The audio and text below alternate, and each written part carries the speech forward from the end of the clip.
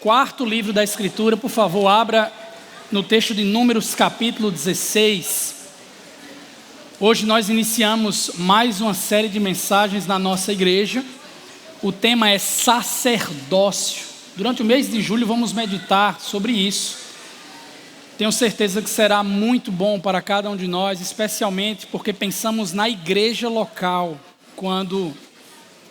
quando decidimos por escolher essa temática, ok? Sacerdócio, Números capítulo 16, o texto é longo, meus irmãos, eu quero ler com vocês apenas o versículo de número 3 por hora, já peço a sua paciência, é possível que o sermão de hoje seja um pouco mais prolongado. Números capítulo 16, versículo 3, assim diz a palavra de Deus. Eles se ajuntaram contra Moisés e Arão e lhes disseram: basta, a assembleia toda é santa, cada um deles é santo, e o Senhor está no meio deles. Então, por que vocês se colocam acima da assembleia do Senhor? Ó Deus, estamos diante da Tua palavra, com temor e tremor. Ela é a verdade revelada do Senhor. Nós precisamos ouvir a Tua voz, precisamos de orientação para a nossa vida, pelo que rogamos em nome de Jesus, que o Senhor nos alcance hoje, que o Senhor nos faça abrir os olhos do coração para enxergar a Tua graça, ó Deus, a Tua verdade. Te pedimos isso conscientes de que é do Teu interesse revelar o Teu próprio nome e nos levar à Tua adoração. Faz isso em nome do Senhor Jesus. Amém. Queridos, eu lembro que fiquei muito desesperado nas primeiras aulas que tive quando entrei no seminário teológico. Eu simplesmente não estava pronto, tinha apenas 11 meses de convertido e tudo para mim era novidade. Eu até estava com muita sede, mas daquela água estava difícil de beber. Coisas novas, profundas, informações inéditas que eu nunca tinha ouvido falar. Tive que me esforçar sobremaneira para pelo menos chegar no nível dos meus colegas. E quando finalmente pensei que estava apto, chegou o segundo ano de estudos. E novamente, com ele, o desespero. Percebi através de um professor que não era possível compreender com profundidade o Novo Testamento que eu tanto amava ler, que tanto amo ler, inclusive, até hoje, sem me apropriar bem do ensino do Antigo Testamento, o qual eu fugia muitas vezes em minhas leituras devocionais. Entrei em pânico, fiquei desesperado de novo, tive que investir em comentários bíblicos, em livros temáticos, na língua hebraica, porque me vi vítima, como também réu, curiosamente, de não valorizar como deveria a revelação de Deus no Antigo Testamento. Hoje eu entendo que todo assunto, que toda doutrina, que toda história encontra as suas raízes no Antigo Testamento. Irmãos, existem assuntos não compreendidos que têm suas raízes no Antigo Testamento, que fazem total diferença na apreciação do ser de Deus e até da nossa própria identidade. Assuntos que são determinantes, imprescindíveis para a gente saber quem Deus é e quem nós somos também. Um deles é o tal do sacerdócio, coisa que nós pouco ouvimos falar, mas que tem a ver com quem nós somos, com a nossa identidade, com a nossa missão, bem como com o ser de Deus. Tenho para mim que sem o conhecimento disso, o desespero pode nos aguardar também. Agora, me parece que a Bíblia fala sobre dois tipos de sacerdócios. O primeiro sendo aquele tipo individual, aquele singular, aquele homem que faz o trabalho religioso como a sua vocação. Nós chamaremos esse indivíduo de sacerdote clerical, ok? Que trabalha nos serviços religiosos, de forma específica. O segundo tipo, irmãos, se refere a todos os crentes, como 1 Pedro e Êxodo colocam, sacerdotes reais, refletindo a ênfase protestante no sacerdócio universal dos santos. Falaremos nos próximos 3 domingos sobre esse sacerdócio universal, que envolve todo o povo de Deus. E hoje nos dedicaremos a falar um pouco sobre o sacerdócio clerical.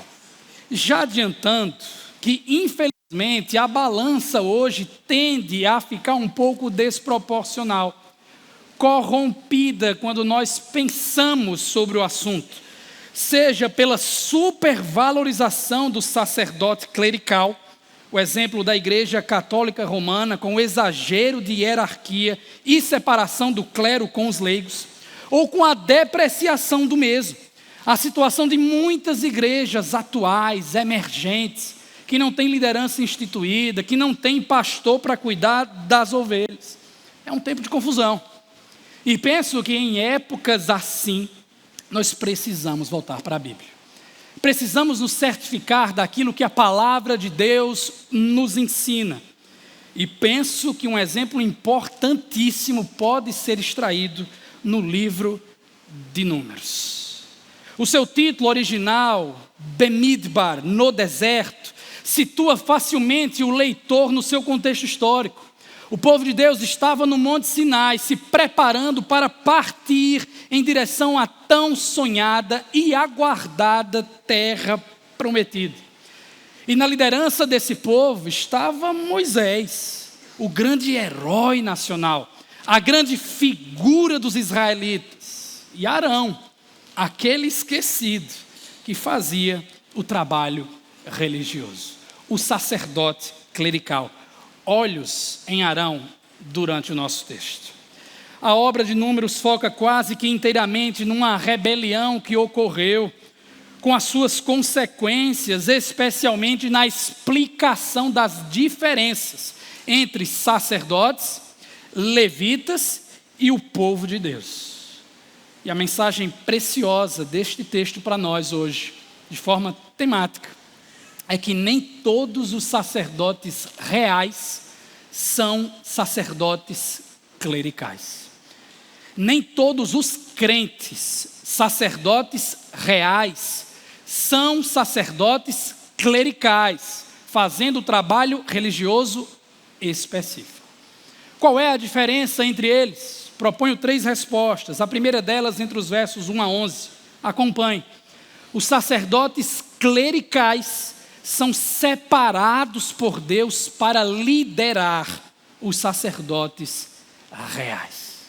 Olhos no texto. Era uma vez um sujeito chamado Corá, filho de Izar, neto de Coate, bisneto de Levi, portanto levita, pertencente a um clã, a um grupo pequeno chamado Coatitas, capítulo 4, versos 1 a 20, responsáveis pelo montar, pelo transportar e também pelo erigir do tabernáculo, ícone da presença de Deus nos 5 primeiros livros da Bíblia. Provavelmente esse grupo pequeno carregava inclusive a Arca da Aliança, o objeto mais sagrado de todos, quando o povo de Deus se deslocava em acampamento. Um dos líderes desses coatitas era o tal do Corá, segundo a tradição judaica, um homem muito rico, que se achava o bambambam na sua época. Pois bem, certa feita, ele reuniu, diz o texto, Datã e Abirão, filhos de Eliabe, e filho de Pelete, todos da tribo de Ruben, pois na disposição do acampamento de Israel, a tribo de Ruben e os coatitas ficavam praticamente colados na parte sul do tabernáculo, capítulo 2, verso 10, capítulo 3, verso 29. Então, juntando-se, até pela proximidade geográfica, versículo 2, eles se insurgiram, se rebelaram contra Moisés. E não estavam sozinhos. com eles 250 israelitas, líderes bem conhecidos na comunidade e que haviam sido nomeados membros do concílio, uma turma considerável, que exercia alguma influência nessas duas tribos, Levi e Rúben. Mas qual foi a questão mesmo? Por que estavam se rebelando? Verso 3. Eles se ajuntaram contra Moisés e Arão e lhes disseram: basta, a assembleia toda é santa, cada um deles é santo, o Senhor está no meio deles. Então por que vocês, Arão e Moisés, se colocam acima da assembleia do Senhor? Novamente, Moisés era o grande profeta, líder, conhecido por todos. Arão, o seu irmão, havia sido ordenado como sacerdote, Levítico capítulo 8, tendo que usar vestes parecidas com as dos reis, tanto com peitoral, colete, manto, túnica, turbante, cinturão, Êxodo 39, com os melhores materiais, linho finíssimo, cercado de pedras preciosas que brilhavam, ouro, ônix, de modo que, ao olhar para alguém assim, com grande pompa, à distância, qualquer israelita no acampamento identificaria de forma instantânea: olha ali passando o sacerdote Arão. Eram duas, Moisés e Arão, figuras elevadíssimas em honra na sociedade do antigo Israel, considerados corretamente os santos. Deixe-me explicar. Santidade não diz respeito apenas à moral, isto é, à piedade. Santidade também, queridos, diz respeito ao desempenho de tarefas específicas que o Senhor escolheu. Porque Deus santifica ou separa algumas pessoas para funções específicas. Não foi assim com Moisés em Êxodo capítulo 3, diante da sarça ardente? Não foi assim, especialmente com Arão, quando ele foi designado sacerdote, Êxodo capítulo 28. Eles eram homens santos, nesse sentido de separados para funções específicas. O grupo que se rebelava, no entanto, estava defendendo que os dois haviam se autoexaltado acima do povo de Deus, acima da Assembleia do Senhor. O que se constitui um erro crasso, porque Moisés não se elevou, não. Não foi da escolha de Arão simplesmente se exaltar, foi Deus, diz o texto, que os elevou. Então, quando vociferaram que todos são santos, imaginavam o seguinte: nós não precisamos mais deles dois. Não é mais necessário uma mediação. Todos nós podemos fazer o trabalho religioso. Não precisamos de sacerdotes. E sacerdotes são aqueles que estão representando duas partes, Deus e o povo, no meio deles. Algo que, pouco tempo depois, os israelitas implorariam, curiosamente, capítulo 17, verso 13. Mas quando ouviu isso, versos 4 a 7, acompanham. Moisés, prostrou-se, caiu com o rosto em terra. Talvez orando por paciência, ou por sabedoria do alto para lidar com essa questão. E aí, recebendo o insight divino, ele depois, diz o texto, disse a Corá e a todos os seus seguidores: pela manhã o Senhor mostrará quem lhe pertence e fará aproximar-se dele aquele que é santo, separado para a função específica de sacerdote, o homem a quem ele escolher, a quem ele eleve.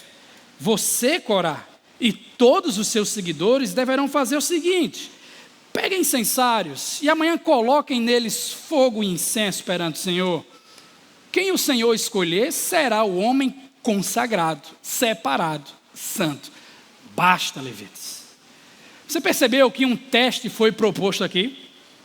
Esses levitas coatitas deveriam pegar incensários, que eram como pequenas panelas com um cabo longo para que pudessem ser segurados. Dentro dessas panelas, desses incensários, se punha carvão em brasa. E cada um desses incensários servia como uma espécie de altar móvel. Você podia carregar, levar para tudo quanto é canto. E, inclusive, poderiam oferecer sacrifício em qualquer lugar, porque o incenso era queimado dentro dessas panelas, dentro dos incensários, purificando o ambiente e assim sinalizando que Yahvé estava presente. Só que tem um detalhezinho, irmãos, e aqui Moisés sabia muito bem disso. O manuseio desse objeto era algo privativo dos sacerdotes, representando um perigo enorme para quem tocasse nesses incensários de modo errado, não autorizado por Deus. O leitor atento da Bíblia está se lembrando aqui de Nadab e Abiú, 2 filhos de Arão. Levítico capítulo 10, sacerdotes inclusive, que foram fulminados, porque se utilizaram dos incensários erroneamente, sem autorização, produzindo o que a Bíblia chama de fogo estranho, um culto que Deus não aceita. É como se Moisés, então, com esses rebeldes aqui, os colocasse à prova. Vocês querem trilhar esse caminho? Vocês querem ir por aqui mesmo? O servo de Deus sabia muito bem das intenções por trás dessa rebeldia. Como ele sabia, os rubenitas e os levitas queriam mais poder. Os rubenitas queriam mais prestígio político, porque eram rubenitas. E Ruben fora o primogênito de Jacó, o primeiro dentre seus irmãos. Os levitas queriam mais prestígio religioso, queriam se envolver mais nas tarefas do culto. É por isso que, confrontando a primeira parte, versos 8 a 10, Moisés disse também a Corá, e no nome do líder, se referindo a todos os seguidores: agora ouçam-me, levitas, não lhes é suficiente que o Deus de Israel os tenha separado do restante da comunidade de Israel e os trazido para perto de si, a fim de realizarem o trabalho no tabernáculo do Senhor e para estarem preparados para servir a comunidade. Corá, ele trouxe você e todos os seus irmãos levitas para junto dele, e agora vocês querem também o sacerdócio. Perceba, os levitas já haviam sido separados da comunidade de Israel, já haviam sido santificados para desempenhar seu trabalho religioso. Se isso existe, já tinham posição elevada de destaque no culto ao Senhor, eram responsáveis por coisas importantíssimas. Restava aos sacerdotes os rituais, os sacrifícios nos altares. Essa relação não estava legal entre sacerdotes e levitas. Algo complicado, porque no capítulo 18, verso 6, os levitas são colocados ali diante do povo como presentes de Deus para os sacerdotes, para que houvesse auxílio no culto ao Senhor, do mesmo modo que os diáconos são presentes de Deus para os presbíteros, no auxílio do culto ao Senhor. A relação não estava boa, porque aquela turma rebelde queria mais poder, estava cega, dominada pela cobiça, a tal ponto de se revoltar, de se insubmeter ao que o próprio Deus instituiu. Versículo 11. E aqui eu leio da parte final para a parte inicial. Quem é Arão para que vocês se queixem contra ele? É contra o Senhor que você e todos os seus seguidores se ajuntaram. Pois quando o sacerdote de Deus é rejeitado sem motivo justo para tanto, é o próprio Deus quem está sendo rejeitado. O honra teu pai e tua mãe, lá da lei, Êxodo 20, 12, significa honra teus líderes, o que inclui o sacerdote ordenado por Deus. Por isso, nem todos os sacerdotes reais são sacerdotes clericais. Estes foram separados por Deus para liderar aqueles. Segundo lugar, versos 12 a 35. Qual é a diferença entre os sacerdotes clericais e os sacerdotes reais? Eu digo que os sacerdotes clericais são separados por Deus para conduzir a adoração dos sacerdotes reais. Os clérigos, por assim dizer, são santificados, separados por Deus, para conduzir o culto, liderar o culto de todos os crentes. Tendo falado com Corá, perceba, e seus seguidores, chegou a vez agora de tratar com o outro bando, a turma dos Rubenitas. O texto diz que Moisés mandou chamar Datã e Abirão, filhos de Eliabe, mas eles disseram: nós não iremos, não lhe basta nos ter tirado de uma terra onde há leite e mel com fartura, para nos matar no deserto, e ainda quer se fazer chefe sobre nós, Rubenitas? Além disso, você não nos levou a uma terra onde há leite e mel com fartura, você não nos deu uma herança de campos e vinhas, você pensa que pode cegar os olhos destes homens aqui da tribo? Nós não iremos. Essa turma aqui estava com raiva, estavam todos brabos, porque aparentemente lá no Egito as coisas eram muito melhor. Eles dizem que o Egito era a terra onde há leite e mel com fartura. Estão chateados porque Moisés os tirou do Egito. Reclamação recorrente no livro de Números. Moisés tinha inclusive já mencionado essa tal de Canaã, uma nova terra, com fartura de mel também, fartura de leite. Mas cadê esse lugar, hein? Os israelitas já estavam àquela altura há pelo menos 2 ou 3 anos acampados depois do êxodo e nada acontecia. Ainda assim, Moisés estava dependendo de Deus. Era no tempo de Deus. O coração do povo precisava ser tratado.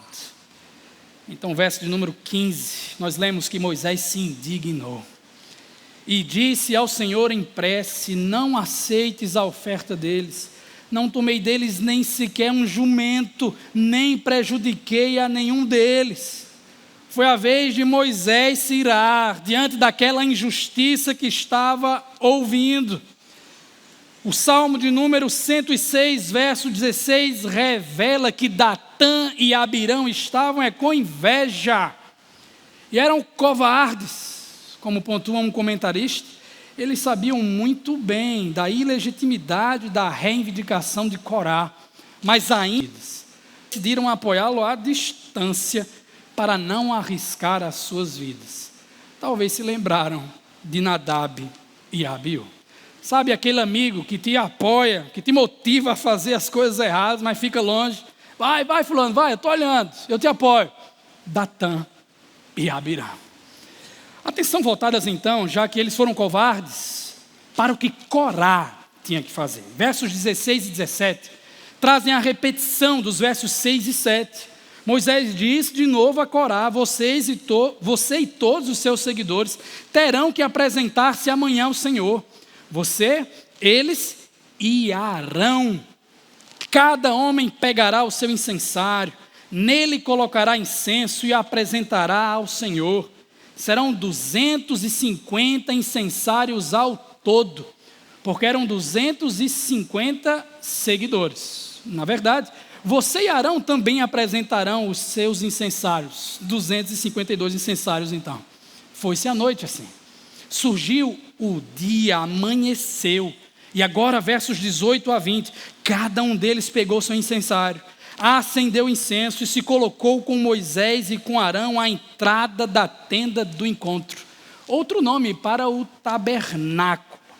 Quando Corá reuniu todos os seus seguidores à entrada da tenda do encontro, incitando-os contra Moisés e Arão, a glória do Senhor, com seu peso e majestade, apareceu a toda a comunidade.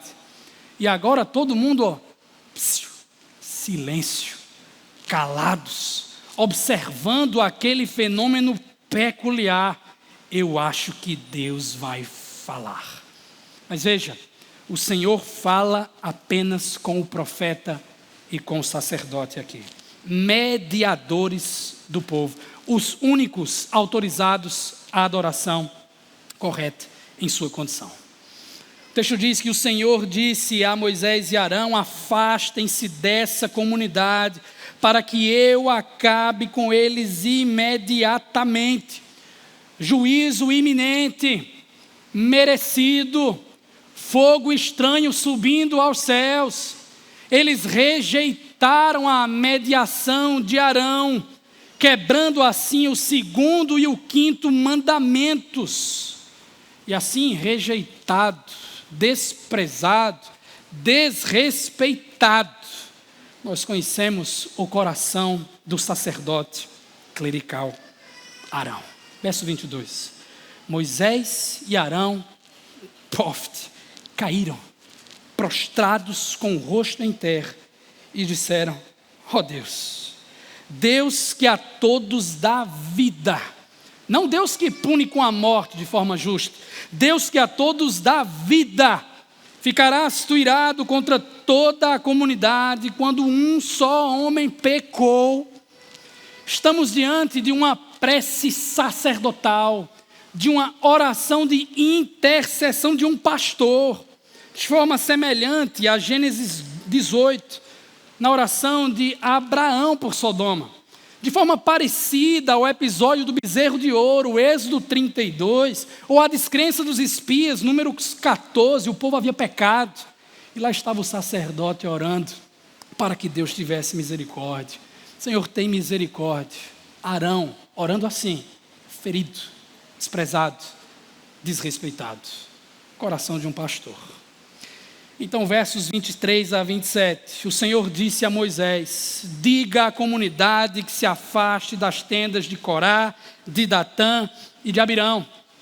Moisés, obediente, levantou-se e foi para onde estavam Datã e Abirão. E olha que interessante, as autoridades de Israel seguiram, teve efeito. Ele advertiu a comunidade: afastem-se das tendas desses ímpios, não toquem em nada do que pertence a eles, senão vocês serão eliminados por causa dos pecados deles. E olha que interessante, eles se afastaram das tendas de Corá, Datã e Abirão. O povo seguiu a orientação dos seus líderes, por enquanto. Datã e Abirão tinham saído e estavam em pé à entrada de suas tendas, junto com suas mulheres, seus filhos e suas crianças pequenas. Aqui Deus validou, confirmou, ratificou o ministério de Arão como sumo sacerdote clerical, aquele responsável por conduzir o povo de Deus à adoração correta, com todos os rituais da época do Antigo Testamento. E quanto ao povo de Israel, eles receberam, por ora, a instrução do profeta / pregador expositivo Moisés. O que Deus disse, ele reproduziu integralmente ao povo, acrescentando ali algumas explicações.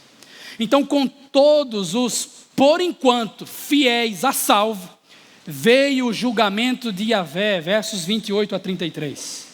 E disse Moisés: assim vocês saberão que o Senhor me enviou para fazer todas essas coisas, e que isso não partiu de mim. Se estes homens tiverem morte natural e experimentarem somente aquilo que normalmente acontece aos homens, então o Senhor não me enviou. Mas se o Senhor fizer acontecer algo totalmente novo, e a terra abrir sua boca e os engolir, junto com tudo que é deles, e eles descerem vivos ao Sheol, às profundezas da terra, então vocês saberão que esses homens desprezaram o Senhor. Bate e pronto. Assim que Moisés acabou de dizer tudo isso, o chão debaixo deles fendeu-se, a terra abriu sua boca e os engoliu juntamente com suas famílias, com todos os seguidores de Corá e com todos os seus bens. Desceram vivos à sepultura, ao Sheol, com tudo o que possuíam. A terra fechou-se sobre eles e pereceram, desaparecendo no meio da assembleia. O povo estava acampado, irmãos, numa área em que as placas tectônicas arábica e africana se chocam. Existem, inclusive, provas arqueológicas de que terremotos aconteceram por ali. Podemos pegar essa via de interpretação. No entanto, o texto nos diz que o Senhor fez algo totalmente novo. Ele criou algo inédito. Mesmo verbo lá de Gênesis capítulo 1, versículo 1. No princípio, criou. Fez algo totalmente inédito. O Senhor, os céus e a terra. Portanto, estamos diante de algo sobrenatural. Extraordinário, sem par. Foi algo, irmãos, assustador. Tanto que, verso 34, diante dos seus gritos, todos os israelitas ao redor fugiram. Todo mundo correndo e gritando, a terra vai nos engolir também. Algo extraordinário que gerou grande temor. Uma disciplina pública que gerou temor no povo de Deus. Pois veio fogo, diz o texto ainda, veio fogo da parte do Senhor e consumiu os 250 homens que ofereciam incenso. Os falsos sacerdotes clericais, de fogo estranho, não autorizados a conduzir o culto público. Eles descobriram, Deuteronômio 4, 24, que Deus não é apenas amor, mas também fogo consumidor. Estamos vendo, irmãos, que nem todos os sacerdotes reais são sacerdotes clericais. Os sacerdotes clericais lideram o povo de Deus e conduzem a adoração ao Senhor. Terceiro e último lugar, versos 36 a 50. Os sacerdotes clericais também são separados por Deus para proteger os sacerdotes reais. O que foi que aconteceu depois dessa revolta de Corá, de Datã e de Abirão? Bem, o acampamento ficou uma bagunça. Tinha um monte de corpos espalhados, 250 incensários que precisavam ser recolhidos. O problema é que os sacerdotes haviam recebido instrução, Levítico 21, de ficar longe de gente morta, porque assim poderiam se contaminar com a sua atividade, era impossível. Mas veja, era uma circunstância peculiar, alguém tinha que resolver esse problema aqui. É por isso que nos versos 36 a 40, o Senhor disse a Moisés: diga a Eleazar, filho do sacerdote Arão, um que sobreviveu. Seria sumo sacerdote quando Arão morresse, por ora ainda era estagiário. Diga a ele, a Eleazar, que faça o trabalho sujo, que apanhe os incensários dentre os restos fumegantes e espalhe as brasas, porque os incensários são santos, separados como objeto exclusivo para uso sacerdotal. Os incensários dos homens que pelo seu pecado perderam a vida serão batidos em forma de lâminas e servirão de revestimento do altar, pois foram apresentados ao Senhor e se tornaram sagrados. Que sejam um sinal para os israelitas. Novamente, com obediência. Temos o exemplo do sacerdote Eleazar, juntando os incensários de bronze que tinham sido apresentados pelos que foram consumidos pelo fogo. Os incensários foram batidos e serviram de revestimento do altar, como o Senhor tinha dito por meio de Moisés. Isso foi feito como memorial para os israelitas, a fim de que ninguém que não fosse descendente de Arão, isto é, sacerdote autorizado, queimasse incenso perante o Senhor. Ninguém que não fosse sacerdote clerical conduzisse a adoração a Deus, para não sofrer o que Corá e seus seguidores sofreram. Um texto autoexplicativo. Aquele material todo coletado por Eleazar serviria de sinal ou de memorial para que o povo não pecasse, para que aquilo que aconteceu não acontecesse de novo. Talvez pareça bobagem para você, mas a importância de recursos visuais para prevenir o povo de Deus de seguir o mau caminho é um tema repetido nos escritos de Moisés. As borlas das roupas dos israelitas, números 15, versos 38 a 40. O cajado de Arão, números 17, verso 10. O famoso Shema, a oração dos israelitas, precisava ser amarrado nos braços, preso na testa, escrito nos batentes, nos portões das casas, Deuteronômio capítulo 6, e principalmente os dizeres santidade ao Senhor, que constavam no turbante do sacerdote Arão, Êxodo 28, verso 36. Essas coisas vistas publicamente geravam temor no povo da aliança. Quando você pensa que as coisas estão se consertando, porque as autoridades e a comunidade seguiram Moisés e Arão, versículo 41, no dia seguinte, toda a comunidade de Israel começou a queixar-se contra Moisés e Arão, dizendo: vocês mataram o povo do Senhor. Ô gente para reclamar, irmãos. Nunca está bom para esse povo. Em todas as noites lá em casa, minha esposa conta historinhas da Bíblia para minha filha. E eu me lembro quando elas estavam meditando no livro de Números. Curiosamente, numa fase em que minha filha estava murmurando o tempo todo. Estava ruim a roupa, estava ruim a cama, estava ruim o penteado, estava ruim a comida. Reclamava. E como pais, obviamente, nós instruímos no caminho do Senhor, no caminho do contentamento, caminho da gratidão. E o engraçado é quando ela conseguia entender que estava pecando. Ela dizia: papai, eu estou igual à nação de Israel, né? Minha filha, reclama, isso é ruim. Só que veja, irmãos, naquele tempo, essa rebeldia agora não era mais local. Essa reclamação não era apenas dos Rubenitas, não era apenas de um clã dos Levitas, mas de toda a comunidade de Israel. Todo mundo ficou culpando o profeta e o sacerdote pela matança que ocorreu. O que eles chamaram de povo do Senhor, Moisés chamou de ímpios, verso 26, e de homens que desprezaram o Senhor, verso 30. Parece-me que os israelitas, com o dia inteiro para refletir, não perceberam o tamanho da falha, a gravidade do pecado que aconteceu naquele acampamento. Então o juízo também aguardaria essas pessoas. O texto diz que quando, porém, a comunidade se ajuntou contra Moisés e contra Arão, e eles se voltaram para a tenda do encontro, repentinamente a nuvem a cobriu, e a glória do Senhor apareceu. Não é um bom sinal. Vai começar julgamento. A glória de Deus aqui é pesada, a glória cabode para juízo. Então Moisés e Arão, sabendo muito bem disso, foram para a frente da tenda do encontro, para a frente do tabernáculo, e o Senhor lá falou com Moisés as mesmas palavras: saia do meio dessa comunidade para que eu acabe com eles imediatamente. Parece um déjà vu. É figurinha repetida, inclusive com a mesma reação dos líderes. Mas eles prostraram-se, caíram com o rosto em terra.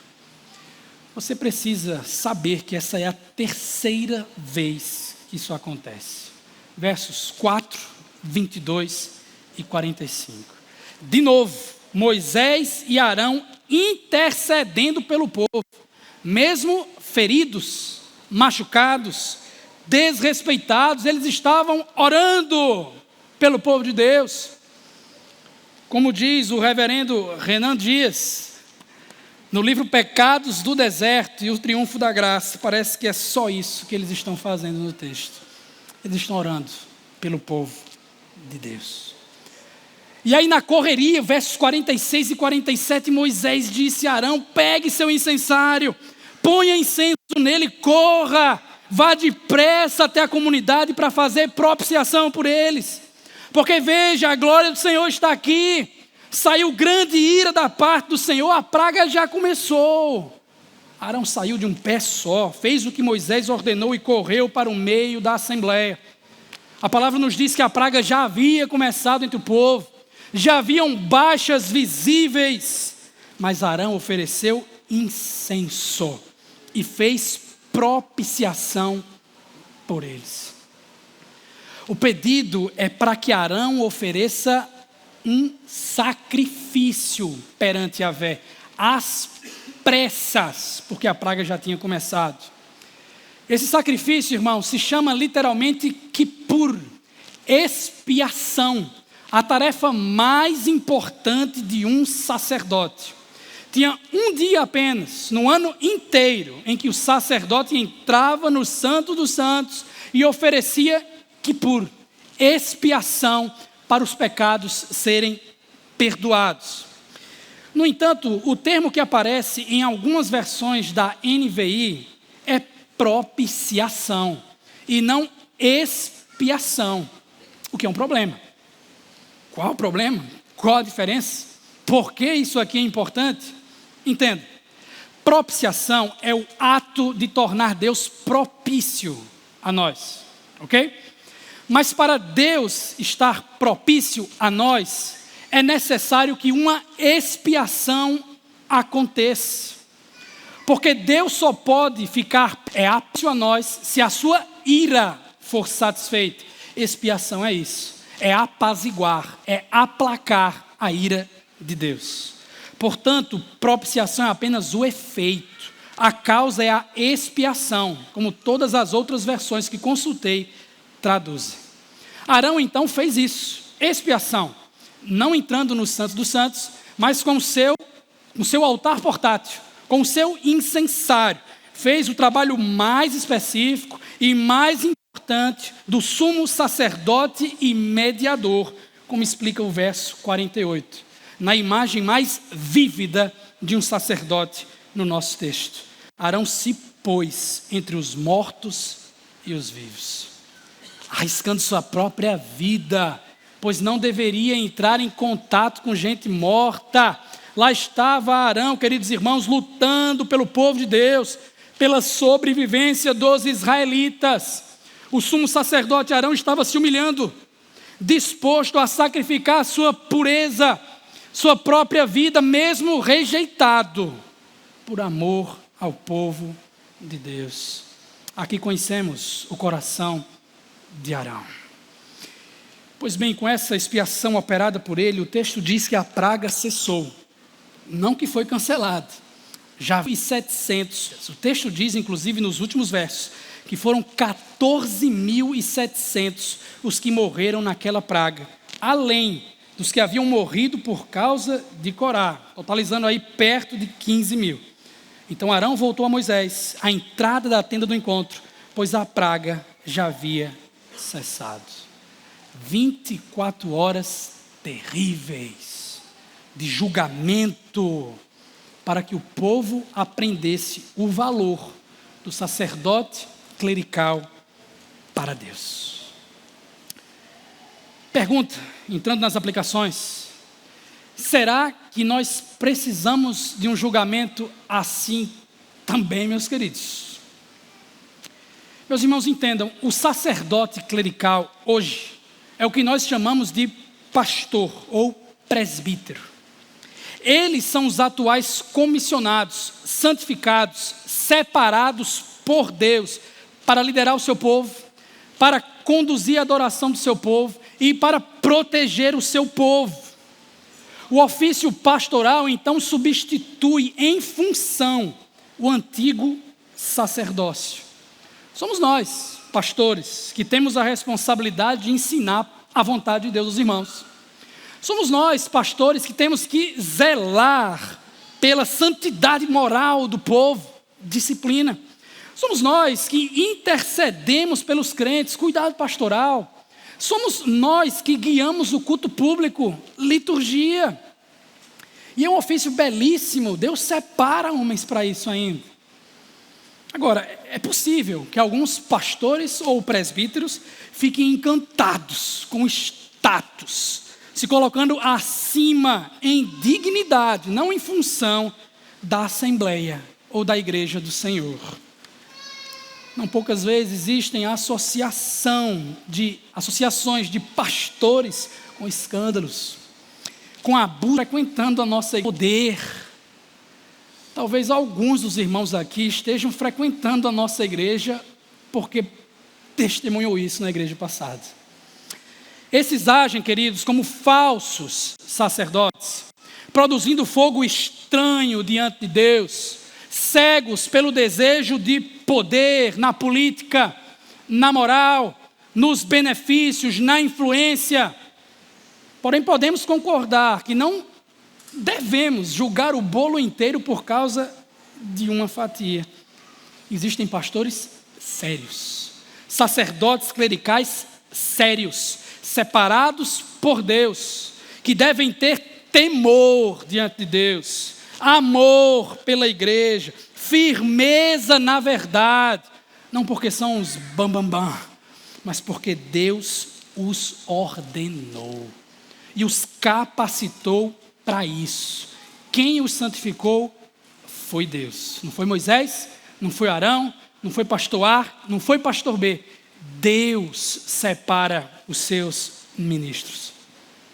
E nós temos alguns pastores presbíteros em nossa igreja que são sacerdotes clericais. Eu me dirijo a vocês, irmãos queridos, agora, citando o que a própria Bíblia coloca. Atente bem para a sua vida e para a doutrina, perseverando nesses deveres, pois agindo assim, você salvará tanto a si mesmo quanto aos que o ouvem. 1 Timóteo 4,16. Irmãos queridos, exercitemo-nos na piedade, na santidade moral. 1 Timóteo 4,7. A tal ponto de ter a coragem e a vida limpa de reproduzir as palavras de Paulo em 1 Coríntios 11:1. Tornem-se meus imitadores como eu sou de Cristo. Eu sei, isso assusta. Eu estou me tremendo falando um negócio desse. Quase arrependido, mas é o que Deus espera de nós. A nossa fé deve ser imitada. Quem é Arão? Quem é Lucas? Quem é presbítero Y, Z? Nós somos apenas reflexos borradíssimos da imagem do sumo sacerdote Jesus Cristo. Nós somos falhos, irmãos. Nós temos pecado. Nós lutamos contra as nossas iniquidades. Algumas vezes nós damos mau testemunho e vocês enxergam isso aí, mas é o nosso desafio. Temos que lutar por santidade para sermos exemplares, para que os irmãos sigam um padrão de santidade moral na igreja. Porque queira ou não queira, quando vocês enxergam pastores, estão enxergando aquele turbante de Arão, santidade ao Senhor. Hoje o pastor não tem mais o primeiro e principal dever de expiar pecados. Isso acabou, porque o nosso sumo sacerdote, Jesus Cristo, já fez expiação perfeita, única, singular, eficaz, duradoura. Ele já cancelou nossos pecados. Ele já tornou Deus propício a nós. O pastor não faz mais isso. Hoje, o primeiro e principal trabalho, dever do sacerdote clerical, pastor, é pregar a palavra de Deus. É expor as Escrituras. Lhe é requerido, inclusive, que deixe de lado todas as atividades, todas as coisas da igreja, inclusive, embora lícitas, se essas coisas desviam ele da pregação da Bíblia. Só que tem um detalhe, irmão. Vocês precisam ouvir pregações transformadoras de pregadores transformados, de gente que está em chama, aplicando a mensagem ao próprio coração. John que prega para sua ano, acertou na mosca. Um homem só prega bem para os outros. O sermão que prega para a sua própria alma. Na verdade, ele não sabe se a comida que tem fornecido pode ser veneno, a menos que ele mesmo a tenha provado realmente. E aqui estamos falando de pastores de verdade, sacerdotes clericais autorizados por Deus, não de sacerdócios diferentes, como o que Corá queria. Hoje falam de pastores mirins, de crianças pregando de púlpito. Hoje falam de pastoras Hoje tem igrejas sem pastor. Hoje também ordenam ainda pastores sem vocação pastoral. Sendo direto, irmãos, sabe qual é o nome disso? Fogo estranho, rebeldia perante o Senhor. Alá Corá. Cuidado com o julgamento. Pastores de verdade oram com e pela igreja, como se fosse tudo o que fizessem. Eles oram com e pelos irmãos, pelo crescimento espiritual, para que Deus abençoe suas famílias, seus empregos. Deus atende a oração dos pastores como atende a de todos os irmãos. Eles oram por generosidade, eles oram por discipulado, eles oram, queridos irmãos, pelas necessidades que sejam supridas. Pastores oram, intercedem, cuidam, mesmo quando são rejeitados, mesmo quando são desprezados, não ouvidos. Pastores de verdade devem velar pela liturgia do culto. Sabe, as músicas que os irmãos cantam, as orações que são feitas, os textos que são escolhidos para leitura, o sacramento que será celebrado, tudo isso passa pela mão do sacerdote clerical, para que o culto seja agradável a Deus, conforme a prescrição da Escritura. Ok, pastor Lucas, mas tá bom de falar somente de si e da sua classe. O sermão é só para pastores? Não, meu irmão. Mas é importante que você entenda como deve ser um pastor bíblico, como deve ser um sacerdote clerical autorizado por Deus. Mas vamos seguir a sua sugestão. Que tal a gente girar a moeda para ver a outra face? Você já sabe quais são os deveres de um pastor. Mas será que já pensou em seus deveres para com o seu pastor? Como é que você o trata? Como é que você cuida dele? Essa é uma pergunta importante. Eu aposto que muitos aqui nunca ouviram um sermão falando objetivamente sobre isso aqui. Embora com constrangimento, eu sinto que devo, como sacerdote clerical que sou, explorar um pouquinho a questão, para o bem da nossa igreja. E aqui já adianto, irmãos, não há nada pessoal, individualizado, nem mesmo específico da nossa igreja. É uma leitura geral do evangelicalismo brasileiro, ok? Escutem, número 1, tenham máxima estima pelos seus pastores. Não sou eu quem diz isso. Tenham consideração para os que se esforçam no trabalho entre vocês, que os lideram no Senhor e os aconselham. Tenham-nos na mais alta estima, com amor, por causa do trabalho deles. 1 Tessalonicenses 12:13. Como fazer isso na prática, então? Como ter o pastor em alta estima? Antes de tudo, irmão, tenha misericórdia do seu pastor. Tenha paciência com o sacerdote clerical. Eles são de carne e osso também. Eles vão falhar. Eles vão errar. Eles vão te desapontar. Eles precisam de ajuda. Eles precisam de amigos. Eles precisam de encorajamento também. Eles têm limites, como qualquer um dos irmãos. Pastores não são super-heróis que salvam casamentos. Eles vão ajudar, mas não têm o poder de cura para salvar um casamento, para curar uma doença, não. Pastores têm limitações, como também têm responsabilidades distintas. Inclusive, responsabilidades prioritárias, como cuidar da sua própria família. E quando é exigido que ele escolha entre a família e a igreja, Deus quer que ele escolha a sua família. E falando de família de pastor, pensei 10.000 vezes se eu iria falar algo sobre isso ou não. Mas pense numa raça que sofre, irmãos. Pense numa raça que sofre. Gente que é esquecida ou pressionada. Que ninguém se importa, que ninguém não enxerga, ou que ninguém exige demais para que seja perfeito, para que faça outras coisas, para que seja pastora. Cuidado com o fogo estranho. Deus não aceita isso aí. Pastor tem que ser respeitado mesmo se for jovem. Como Timóteo, ninguém o despreze pelo fato de ser jovem. 1 Timóteo 4,12. Tenham seus pastores na mais alta estima. Outra forma importante da igreja cuidar de seus pastores é com generosidade financeira. O assunto chato.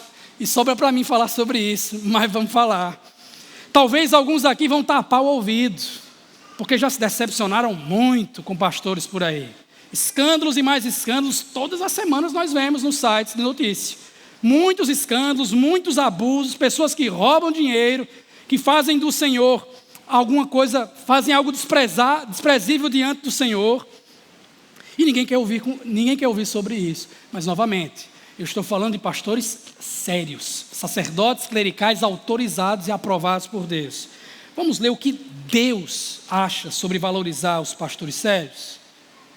Os pastores presbíteros que lideram bem a igreja são dignos de duplos honorários, especialmente aqueles cujo trabalho é a pregação e o ensino. 1 Timóteo 5,17. O que está sendo instruído na palavra, partilhe todas as coisas boas com aquele que o instrui. Não se deixe enganar, de Deus não se zomba. Gálatas 6, versos 6 e 7. Vocês não sabem que aqueles que trabalham no templo alimentam-se das coisas do templo? E os que servem diante do altar participam do que é oferecido no altar? Da mesma forma, o Senhor ordenou aqueles que pregam o evangelho que vivam do evangelho. 1 Coríntios 9, 14. Nem sempre isso é possível. Claro, existem igrejas pequenas, existem circunstâncias peculiares, economia e tudo mais, mas entendam, irmãos, se está no poder da congregação oferecer o melhor para o seu pastor, eu acho que Deus espera que isso aconteça. Porque não é menos dever do ministro do que de outros homens sustentar sua própria família, ser valorizado no seu trabalho. Não é, queridos irmãos, menos direito também do ministro do que de outros homens poder desfrutar das coisas boas da vida. Ei, pastor pode descansar, irmão. Precisa ligar para ele o dia todo, não. Pastor, ele pode morar numa casa agradável. Pastor pode comprar roupa. Pastor pode viajar e ninguém vai se martirizar por isso aqui, não. O sacerdote clerical não precisa ser um franciscano com voto de pobreza. Não sei de onde surgiu isso. É necessário que as pessoas tenham dignidade no trabalho, valorização em qualquer trabalho que seja, o que não exclui o sacerdócio clerical. Para além disso, existem custos para a manutenção ou para o aperfeiçoamento da sua vocação. Como tem para o irmão que é psicólogo, para o irmão que é engenheiro. Sabe o pastor que você tanto admira, que assiste no YouTube, que prega bem? É dom de Deus, mas ele se preparou para isso, irmão. Ele fez cursos. Sabe o irmão que prega bem, que você gosta, que ele analisa bem as escrituras? É dom de Deus, irmão.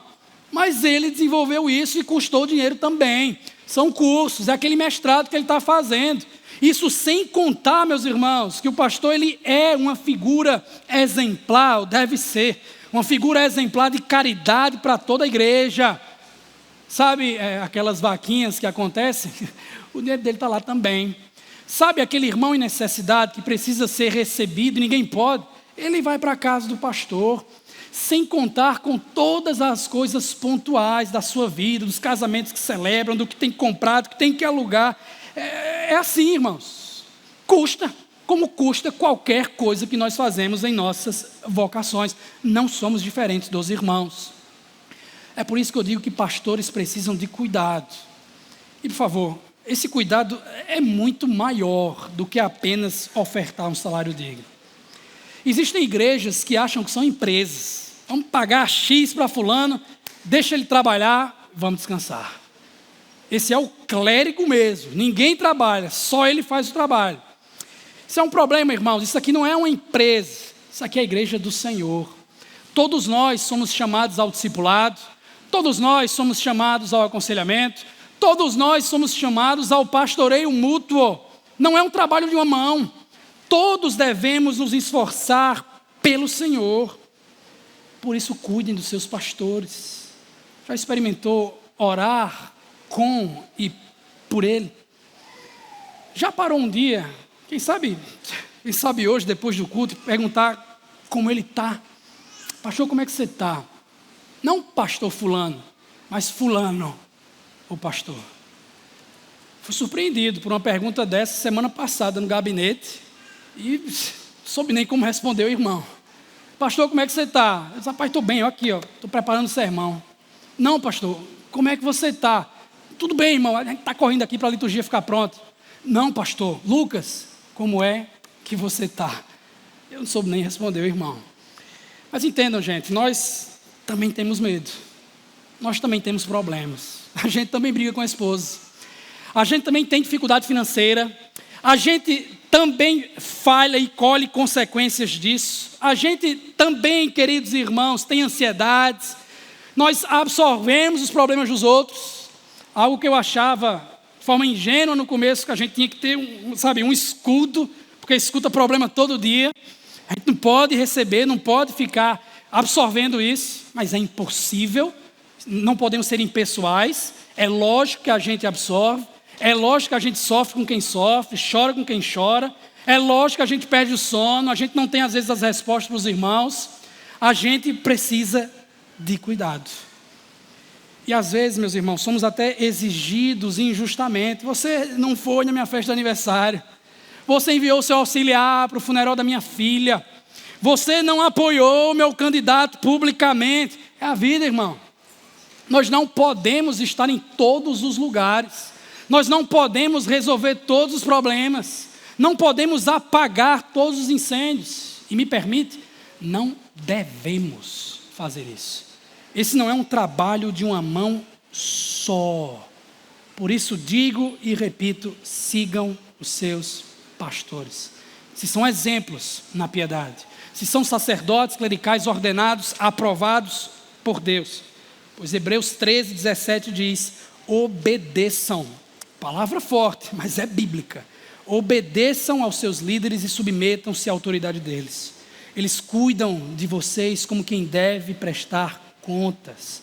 Obedeçam-lhes para que o trabalho deles seja uma alegria e não um peso, pois isso não seria proveitoso para vocês. Sabe por quê? Porque pastor doente deixa a igreja doente também. Todo mundo vai sofrer, vai pegar um mau caminho. Mas se são diligentes, sérios no seu trabalho, devem ter sua fé imitada. Hebreus 13, 7. Porque ir contra os sacerdotes clericais ordenados por Deus, sem motivo justo, é ir contra o próprio Deus. É considerar Deus não digno de submissão. Termino então dizendo, irmãos, que hoje é tempo de parar de reclamar. Hoje então é tempo de ter mais gratidão, mais contentamento no Senhor. Tirar fulano e beltrano do pedestal, enxergar a humanidade dos sacerdotes clericais. Chega de ressentimento se algum problema teve. Chega de inveja se ela existe. Chega de rebeldia, crente que não quer ouvir o pastor. Deus quer seu povo contente e santo com aquilo que tem, exercitando seus dons e talentos para a edificação da igreja. Como é bom saber que irmão A, B e C tem dom diferente do meu e abençoa a igreja de uma forma que eu não posso. Somos muitos membros, irmãos, muitos dons, mas apenas um corpo. Somos uma família, somos um só povo de Deus e Deus cuida da gente. Os filhos de Israel viram o maná cair do céu todos os dias.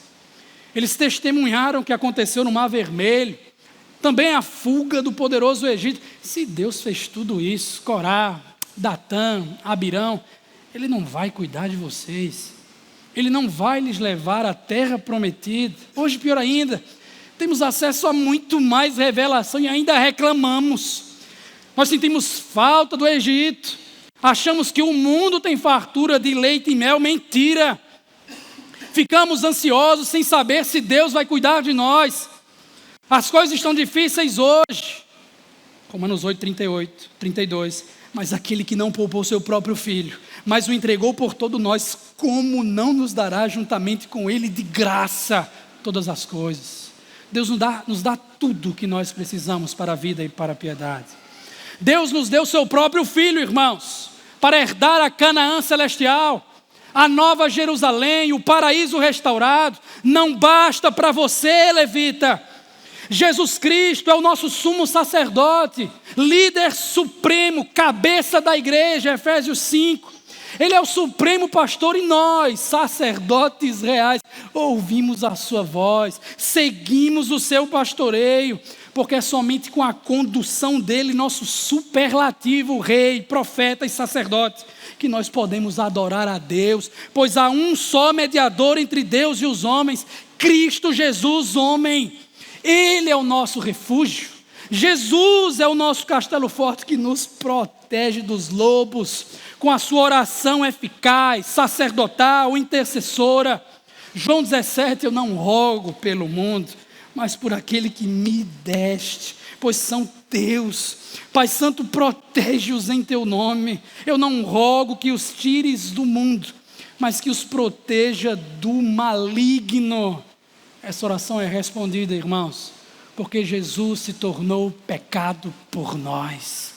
Porque Jesus fez expiação dos nossos pecados, entregando-se a si mesmo como substituto.